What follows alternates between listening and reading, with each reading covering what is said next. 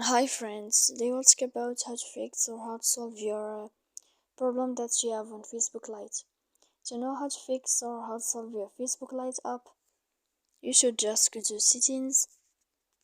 Here we click apps, default apps, app settings. Then you will enter to the window of Facebook Lite and you click here in this list. After that, in this page of app info, we click on first stop and we click OK. Here we'll enter to the window of storage.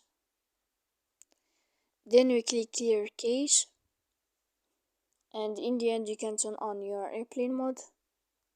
You can wait a moment to turn off your airplane mode again. So please don't forget to support us by like and subscribe. See you next time in another video, and thank you for your attention and your watching.